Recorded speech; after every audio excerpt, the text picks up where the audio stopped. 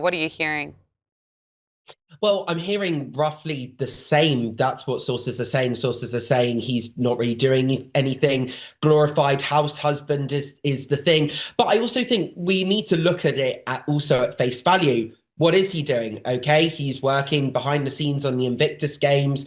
That's obviously a long-term project that he's had before he stepped away as a working member of the royal family, and before he moved over to California. But when it comes to what he's been doing, they obviously, the couple, the Sussexes, signed this huge big money Netflix deal, 5-year deal in 2020 that's now been completely downgraded to a first look deal. Then came Spare, that book in his memoir in 2023. Again, a trashathon of the royal family. Hmm. After, of course, the Harry and Meghan documentary that they produced and starred in on Netflix. I say documentary; it was more of a kind of docu-reality series.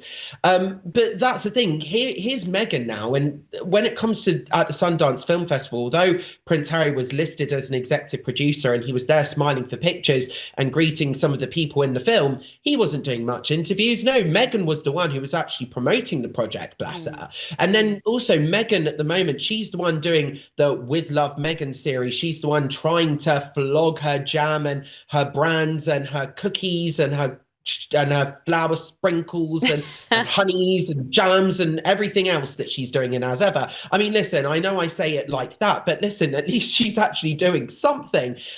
When we're looking at Harry, we have to look at it. What's he doing? What big public venture is he doing? That what philanthropic endeavor is he going to next, apart from these quasi-royal tours with Meghan, strutting across the world on quasi visits, which aren't even doing anything. They're not proper state visits. They're not organized through the royal family. And that's what you've got to ask yourself. You've got to look, what is he actually doing? Not much is the answer. And bearing in mind, they have massive overheads. They have to pay, it's estimated $2 to $3 million a year for their private security.